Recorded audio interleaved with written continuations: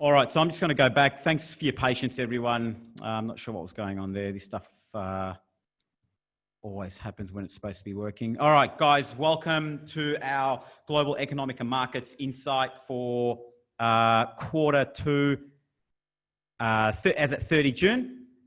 Today is the 10th of July. I'll quickly punch through some of these slides. So it's going to cover a few things here: COVID continuing, employment, etc. You've probably seen all these while the slides were moving. And in amongst all of these, we'll try and answer some of your questions as well that were raised and asked through the registration process. COVID continues. Coming through to the city today, I mean, Victoria is in lockdown, but it did not feel like lockdown at all. Cars are everywhere, car parks are full, which is quite bizarre. So look, let's kick off some of these things. I'm going to go through some key themes with you guys here. This is a pretty common one that you've probably seen, which is showing cases and fatalities of COVID-19 from all around the world. Clearly, the virus is spreading much quicker across the world, specifically in the US, which makes up roughly 1/3, or I think one quarter to 1/3 of cases globally. And when we did see here the curve flatten, and everyone talked about the second wave, which we're seeing here. A lot of that is happening in the developing countries who are really struggling to contain the virus and the virus spread. You look at the likes of South America, for example. Some of those numbers are pretty crazy. I want to get straight into employment sentiment and recessions. Donald Trump did remind us that the US's unemployment rate declined to a 50-year low back in February. I think it was down to 3.5%. And what this chart is showing us is in orange, US's unemployment rate going up and down, as you can see. You can also see wage growth in blue. Now, since Donald Trump made that declaration, we've seen unemployment now skyrocket into the mid-teens, and in fact, the highest since the Great Depression. From where we are today, it is really hard to see unemployment come down dramatically to levels pre-COVID. Having said that, you can see this here. You can start to see a bit of an upside down V, which is showing us a really sharp recovery from its peak not that long ago in the US. So whether that continues or not, it's just really hard to see that falling as fast as it rose. What's unusual here is that wages have been rising as well. Generally, when you have recessions, you start to see wage growth decline dramatically. But what this is telling us is, and what it really is a reflection of, is low wage earners losing their jobs. And I'll show you a couple of other things shortly, which is naturally pushing up the overall wage growth.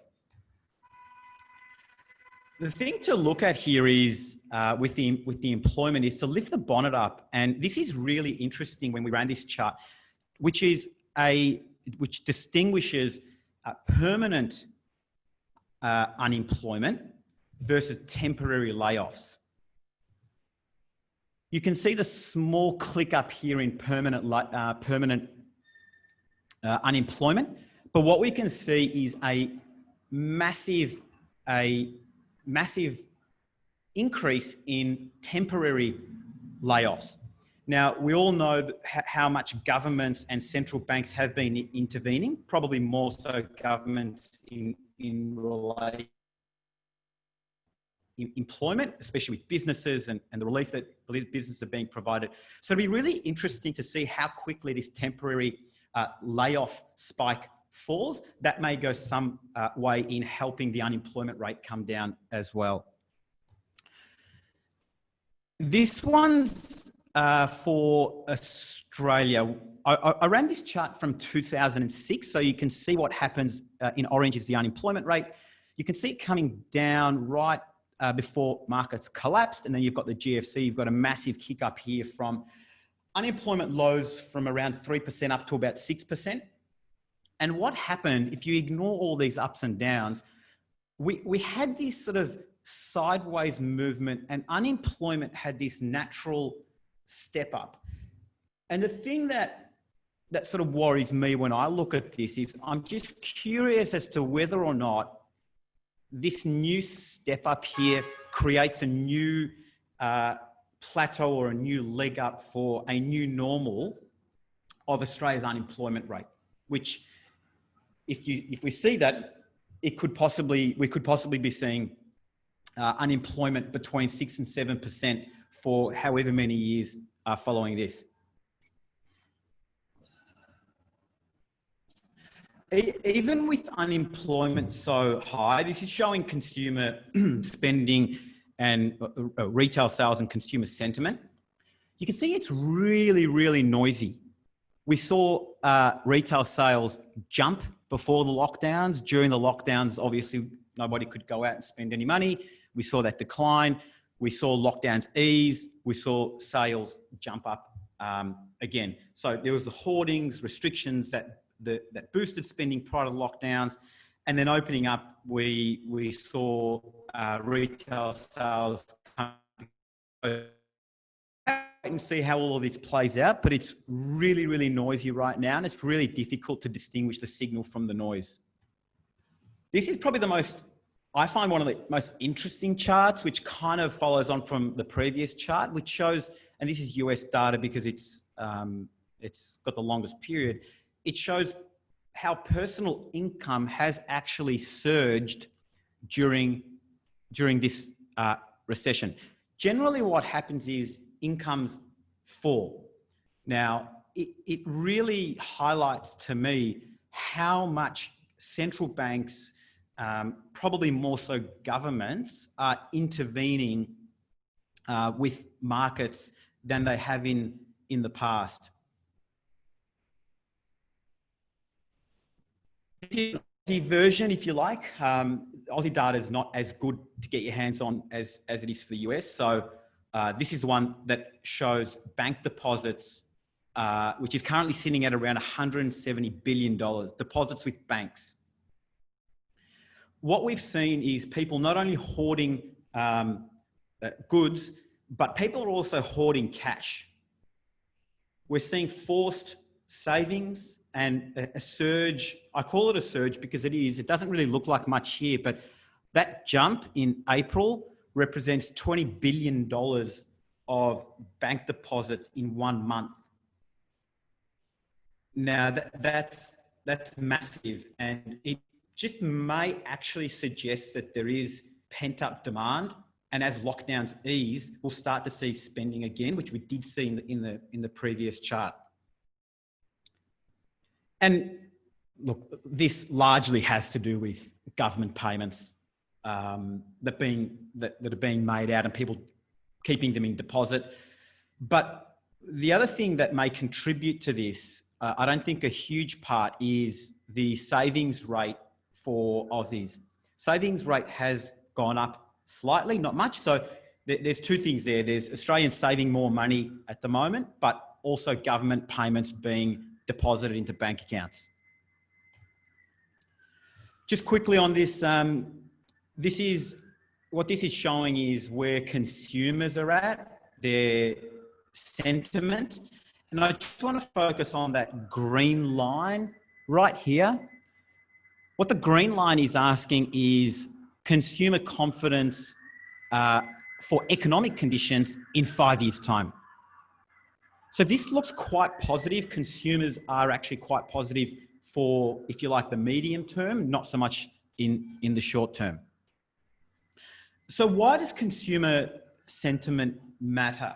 And simply put, it's what actually dictates market movement. So this is a case in point. I updated this chart, so we've got the most updated numbers here. When Melburnians are asked, is it time to buy a house in Melbourne? it has a very clear correlation to house prices. And this is impacted by banks' willingness to lend the consumers the money. So naturally, the more money you put in consumers' pockets, the more money they're going to spend in property. And there's I don't have this chart here, but I've presented it in the past, which shows a really high correlation between bank lending and banks' willingness to lend and property prices. The more banks lend money, the higher the property prices go up and the quicker they go up. And the data shows us that consumers are probably a little bit more smarter than we probably give them credit for. A really good example here is what this is showing is the orange line is consumer responses and the blue line is house prices. Just to give you an example, consumers are saying, yes, now is the time to buy property at a time when property was low. As property starts to increase and peak, consumers are saying, no, now is not the time to buy property. During 2012, we saw property prices bottoming out and consumers were probably about right to buy property at the bottom. So what we're seeing here, we had a few questions around property in the property market and consumers. You're seeing property prices starting to turn. You're seeing consumers are of the view that now's probably not the time to buy property. But if you look historically, this stuff lasts about 12 months. So it looks like things are turning. And if history is any guide, within the next 12 months, that could change. We're seeing more than just an economic recession. We're seeing an earnings recession. And what we mean by that is corporate profits are declining, as you can see here. If I included analyst forecasts here, it's much lower looking forward as well. Typically, earnings recessions have lasted 2 to 3 years. Now, analysts are anticipating, and the market is also anticipating, a faster recovery during this particular recession than has occurred historically. And it just means that we're not going to see profits surpass the 2019 peak. So businesses aren't going to be doing as well as they did last year, probably until 2022. That's what the data is showing us. So we've got another good 18 months of corporate profits remaining somewhat subdued. But having said that, different sectors will perform very, very differently. Clearly travel, airlines versus some of the tech businesses as well. So from that, I think maintaining diversification in portfolios is really, really important, as it always has been. This one just really sums up what's going on globally. The Baltic Dry Index is basically an index of shipping of goods primarily. Here we're seeing resources being shipped around and a lot of movement going on around the world. I don't have this back to the GFC, but basically things came to a grinding halt. You can see things coming off the peak of during 2019 down to where we saw when we were going through COVID and markets all shut down, especially China. But as a lot of Asian markets start to open up and economies open up again around the world, we're starting to see the movement of shipping containers and ships delivering goods primarily from Australia commodities around the world again. So that's good news, and it just kind of reinforces some of the things that we've been seeing so far. So let's talk about stocks. We had a number of questions around stocks, especially in the US. We've been running this chart for some time now. Soon after the 23rd of March, which appears to be the bottom of the market.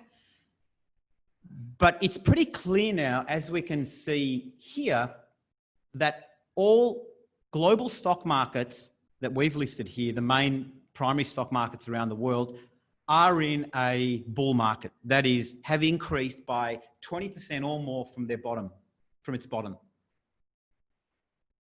And what you can see also from this chart is that the economies with the greatest government and central bank intervention have been the big winners here. You look at Germany, you look at the US. Now, I'm a massive believer in growth, whether that be artificial growth or organic growth. And that's not, I don't think that's right or wrong. I think that that's the world that we're living in right now. And governments and central banks around the world, they'll continue to pull this lever, if you like, of artificial growth until such time as though it can be done organically.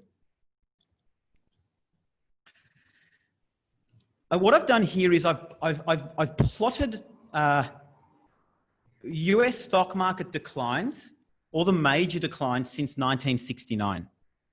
So for those that have tuned in the past, you've seen this chart before. We look at the 1969 flu pandemic, which is the one in yellow. We look at the Arab oil crisis, 87 crash, etc. This was one of, if not the fastest declines on record, and probably one of, I think it actually is the fastest recoveries on record. So people talk about a V-shaped recovery, and that's pretty clear what's, well, sort of a wonky V in my mind. And the markets come back to sort of congregate around where markets have been when they've declined in the past at the 3-month mark. Now, whether this red line continues to decline or rise, only time will tell. But certainly now, and if you look back in history, markets that behave like this seldom and rarely fall into a double dip. Let's look at the Australian market. What this is showing us is a valuation metric on the Australian stock market, which is the PE ratio, or the price to earnings ratio. And what that ratio is saying, so at the moment, it's the long-term average is 13.5. What that's saying is investors and the market is willing to pay $13 for every $1 of earnings that a company generates. As you can see here, in times of euphoria, the market was willing to pay almost 19 times its earnings, which we know what happens after that. And down here in the GFC, the market was offering, or the stock market was offering investors to buy their companies at a rate of 9 times earnings. What we're seeing now, actually during COVID, the valuations dropped to what appeared to be long-term averages. That has spiked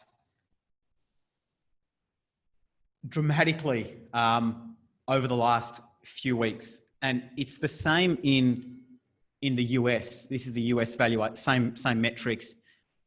We're sitting at what appears to be valuation measures that have been the highest they have been for a really, really long time. Why I take this with a grain of salt is because it's really unclear as to what is happening in the corporate space, what is happening to businesses, what is happening to earnings. So what happens is the market discounts that, and the denominator of this formula being earnings drops dramatically, which means the ratio starts to increase quite high and quite quickly.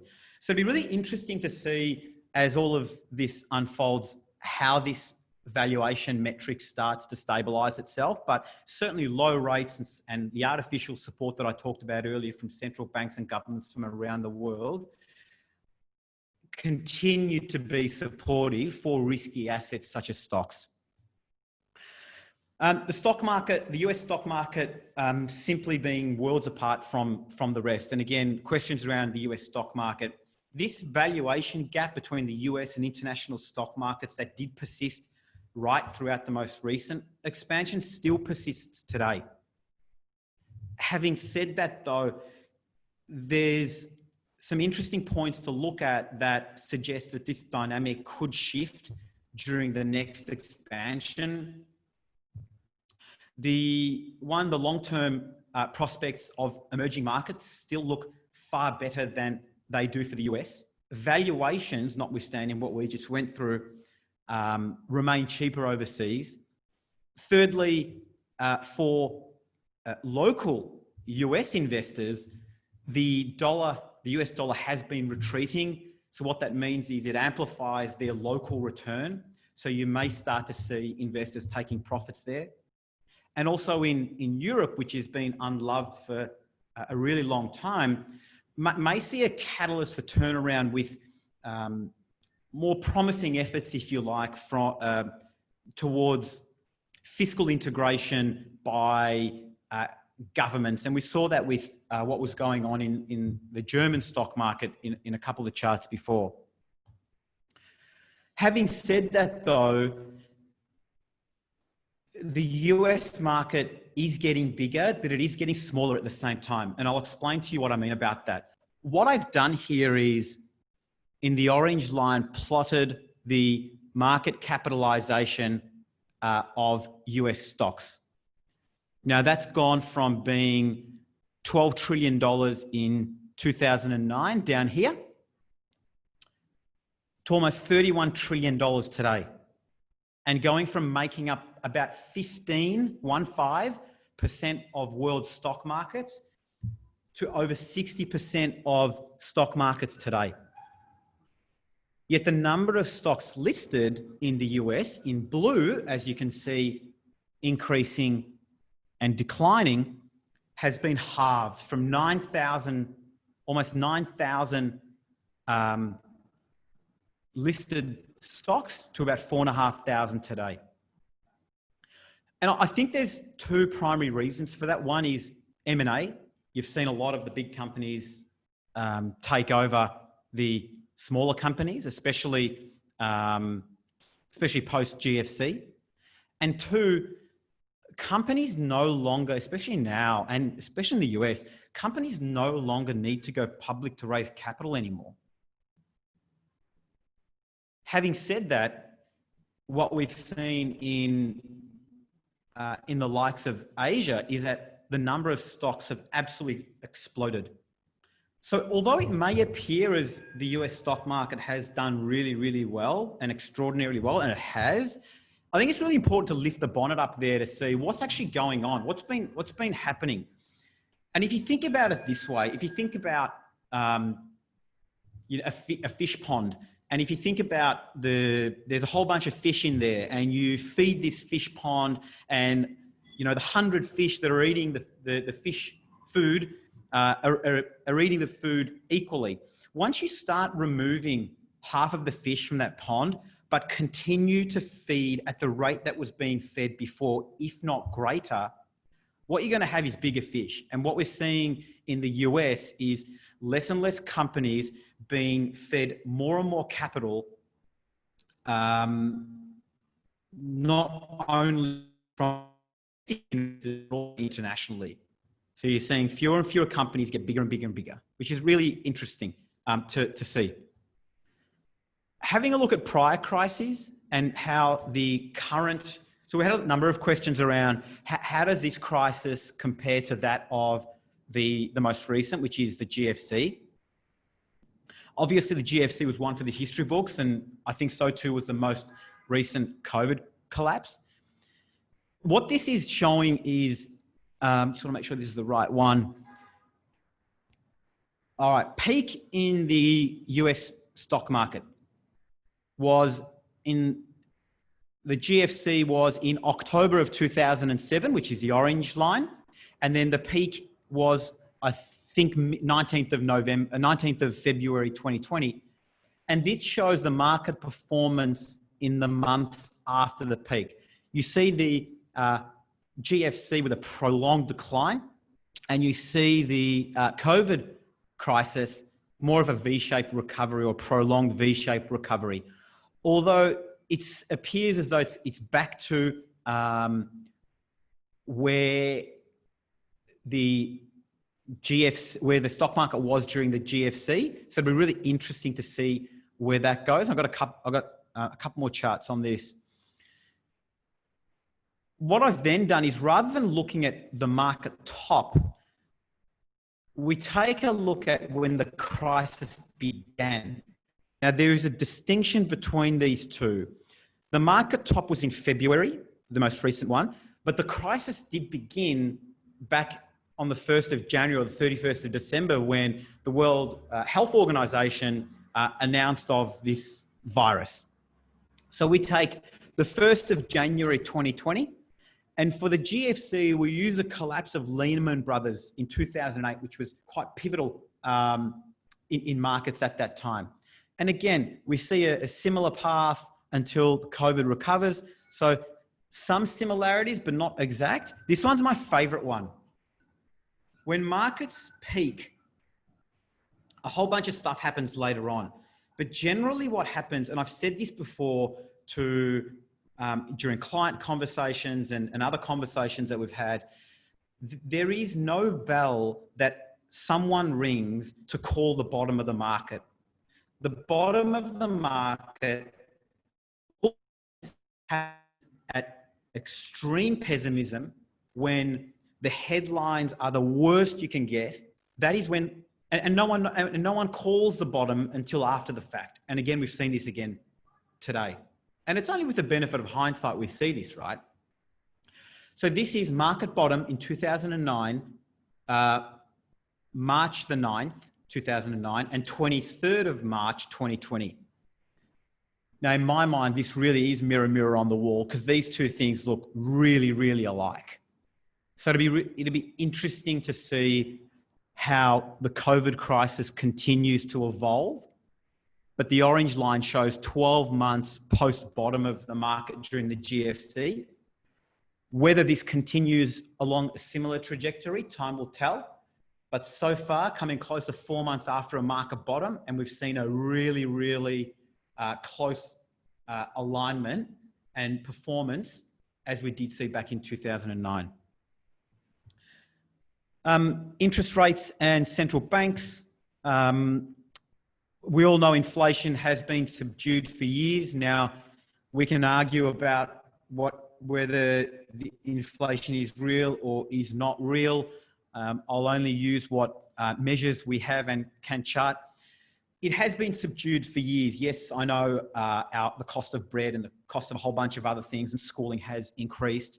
So there is an argument to say that we have had inflation for some time. So, you know, a whole bunch of people could call and do call baloney on a lot of this, and I don't strongly disagree, but nonetheless, inflation has been subdued for years. Having said that, we could see a dynamic change following the next expansion with, I'll say, a risk, but I don't think it's anything to get worried about, more so a little nudge north with inflation, as the amount of money that's being pumped into the system by central banks, you do start to get a bit of inflation eventually. So I think time will tell on this one. This then leads to central bank and central bank cash rates. This is the the Reserve Bank and the Federal Reserve in orange, and the RBA in blue. Basically, rates have been cut down to zero. And central banks have been committed to these unlimited asset purchases. They've implemented lending facilities to keep businesses afloat. And ultimately, these measures are there to help financial liquidity and provide access to credit. Now, we've seen all of this. We've seen even more and more measures being implemented during COVID. One thing to note is, even though we're at really low rates right now, the Reserve Bank and the Federal Reserve have explicitly said that they are not even thinking about raising rates right now. So if you're sitting there thinking rates are really low, they can only go up from here, they can remain low for a really, really long time. And Japan is a case in point. They've been there for 20 years, and we'll talk 21 years. And we'll talk a little bit about that later. And the Reserve Bank of Australia have been doing that as well. We had a question that came through which asked, why is the Reserve Bank not buying bonds directly from the government? Rather, they're buying them from the secondary market. I'm not an expert at this, but my understanding is that the Reserve Bank never really purchased bonds directly from the government. They just never have done it. It's not a thing here. Whereas in the US, it very much is. It's a little bit different in the US. And I think as unsophisticated as this sounds, I think there's an element of not wanting to get their hands dirty by being seen to be supporting the government. So what they do is they buy the bonds in the secondary market, which generally they're banks that hold these bonds. So what happens is the Reserve Bank buys the bonds from Australian banks, puts cash into their accounts. That means then you've got the cash accounts of these banks growing and growing and growing, which means once they get to certain sizes, they can start lending to each other again. And what that does, and it has worked, and all credit to the RBA, contrary to belief, they do know what they're doing, is they have maintained financial stability and liquidity in the banking system. And that's what you want for an economy and banking system to function. You don't want that drying up and coming to a halt, which we saw during the GFC. So how low can rates go? We've seen these are Treasury yields, 10-year yields in the US. They have fallen to historic lows, and real yields are now negative, as you can see in this blue line here. They're below that grey line. And in this low rate environment, you're going to get investors continuing to hunt for yield.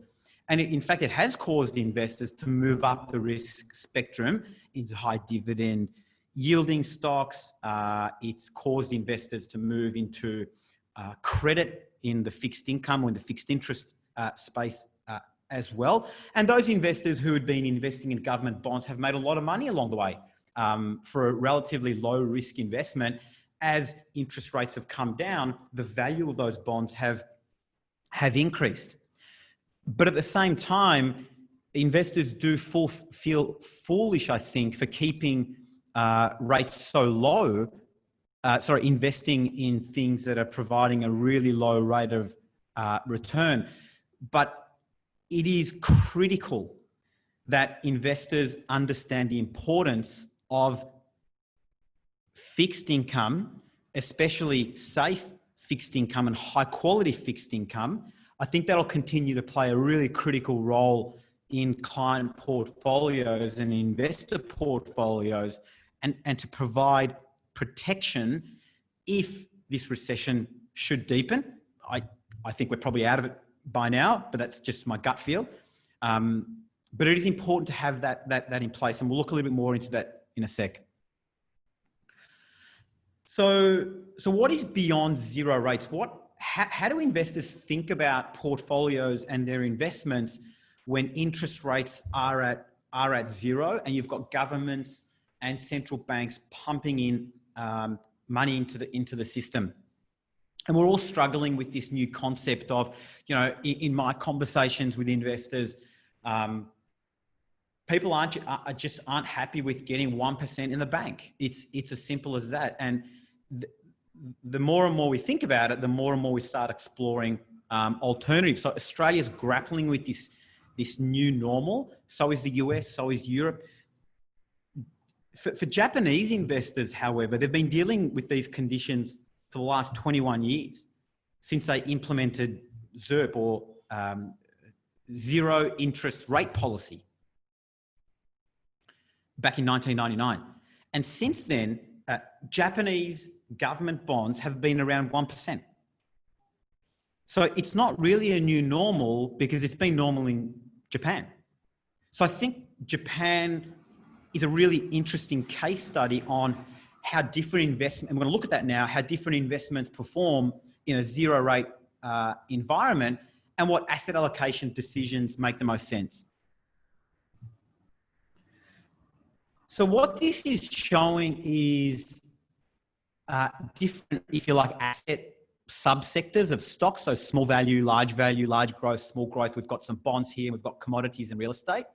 And this is showing the annualized return for each of these investments since ZIRP began. Now, despite major concerns at the time and even now over Japan's debt position, and bond yields at the time were starting at 1.4%, Japanese bonds since 1999 have actually returned about 1.4% with almost no volatility. And they've acted like as a really good diversifier to their equities. Commodities, as you can see in the far right here, the only asset class that does not produce any cash flow basically returns zero over that same period, which there was no inflation in Japan. So think about gold as a primary example. And it was only bonds and foreign exchange markets that really offer some diversification benefits to equities.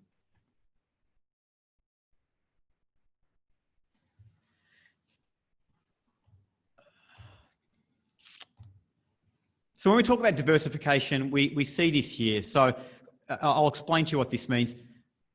The stock market and the bond market, for every 1% move in stocks, every 1% move up in stocks, bonds fell 0.5%. Now that is real diversification when you talk about not having all your eggs in one basket. Commodities, as stocks went up 1%, commodities also got 0.89%. That's a really high correlation, and the two start moving alike. So at the time, there was a lot of talk around the death of bonds, and bonds no longer have a role in portfolios. But what's clear with a real good case study being Japan is that bonds still have an important role to play in portfolios. You may just need to look at the composition of those bonds and how the bond portfolio is structured. Now, the performance of Japanese banks was really, really interesting at the time. And what this chart shows is Japanese banks doing horrible as you can see in the blue line. Now, what happened during that time is banks found themselves stuck really with massive portfolios of these zombie loans at the beginning of late 90s, 1999, 2000. And essentially they basically couldn't make any money in a zero rate environment. And what's the most interesting about the performance of these different asset classes is that they were nearly predicted by the yield of the different asset class in 1999. I'll show you what I mean.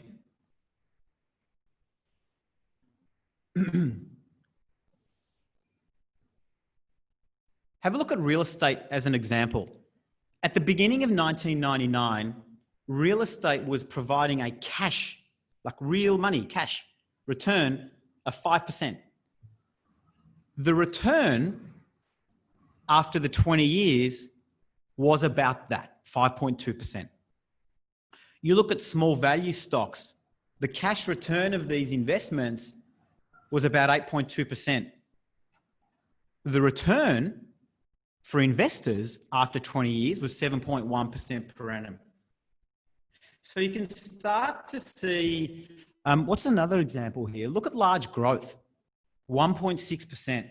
So you might think about some of the big US tech companies, for example, at the beginning of the period, which is today, cash yields are maybe 2%.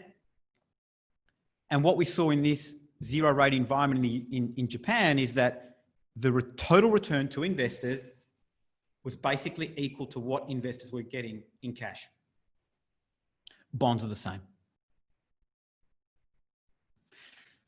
So the starting cash yield has been a pretty good predictor of investor returns in a zero interest rate environment. And it was not so much about narratives around what sectors are going to perform well, etc. The proof's in the data. It shows us that starting cash yields was a pretty good predictor, and by relying on them, you got a return that was equivalent to the cash yield. So that's just something to think about. So is all of what we're going through quite normal? I came across this. We've all probably seen this chart. I've seen this chart numerous times, but I've just got the latest one here. It's showing a bell curve of returns in the stock market for the last 200 years. So if you look down here, 0 to 10, what that's saying, each one of these bricks represents that particular year in the stock market. And that particular year returned between 0 and 10% in the stock market. And we've seen 46 years of the last 200 return investors between 0 and 10%. The next column, returns between 10 and 20%. You can see the years stacked up there in bricks. And then you can start to see these outliers. And why this is called a bell curve is because most of the normalized returns start to cluster in the middle. And you've got a lot of these outliers here. The mind-blowing thing about all of this is when you look at the US stock market now is sitting right here, negative 4.7% for the year, which tells us that this is quite normal. And the thing about data, though, is that the data is unemotional and logical. And human beings, unfortunately, we are very emotional and very illogical. And I think that's part of the reason why we're seeing what's going on in the economy versus what's going on in the stock market, for example. I summarized the data here to show how many years in the last 200 we've seen in the particular ranges and what percentage of years were within that range. And while extreme returns can happen on either side of that bell curve, over 70% of returns have fallen between here, negative 10, and plus 30%. 70% of returns. And over 70% of total annual stock market returns have been positive. So what that's saying is 3 out of every 4 years, you're going to get a positive return. And it's 1 in every 4 years, you should expect a negative return. It's just really hard, I think, for us as human beings and investors to look at things on a much longer term perspective when things on the ground, so to speak, are whipsawing between negative 10% one day, up 10% the next day. If you can somehow, and if we as investors can somehow remove that emotion and make decisions that are far more academic or data-driven or systematic, then I think longer term will be in a much better position. So just to sum up, some final thoughts on how this is going to change everything. And what we're going through now is obviously different to the lives we lived previously in 2 months ago, 3 months ago, 4 months ago. And I think what happens after all of this will look very, very similar to what it looked like before, except probably more people walking around with face masks and carrying hand sanitizers and washing their hands probably more regularly. Yet we continue to hear the narrative of the end of office space, the death of big and central cities, the collapse of shopping centres. I want to share with you 3 reasons why I think that's probably not going to be the case, and why I think we're not going to look dramatically different from before.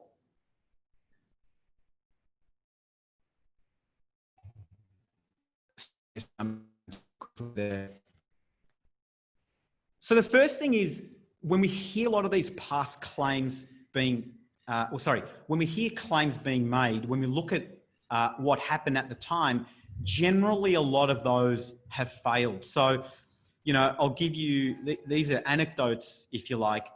If we think about 9/11, at the time, no one was going to get into an aeroplane ever again. It was going to change everything. The GFC, the banking system and investing in stocks was going to change everything. Yet everything kind of just reverted back to its mean. And I think it's the small stuff that we don't see that does change. It's the incremental change. And if we think about the 9/11 example and flying, I think the incremental change is probably the increased and greater level of security that changed. With the GFC, a lot of the leverage and a lot of the ratios, if you like, in the banking sector changed, and simply the excess was removed, and we went back to what it was before. I think about, I was driving into the city this morning, and I come in on the Eastern Freeway, and you can see the Melbourne city skyline beautifully as you're going sort of around Ivanhoe, Chandler Highway. And what's happened with that skyline, and those that have been following us for some time have heard us talk about this, is that skylines and cities don't change overnight. They happen incrementally. These small changes happen over time, and they happen right in front of our eyes. So they were always happening. It's just that we didn't really notice until we compare what the landscape looked like 5 years ago and what it looks like now.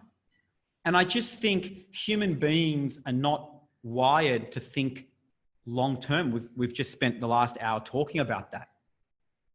Now, I gave you the example of the Melbourne skyline. It's the incremental stuff that we don't notice that really changes everything.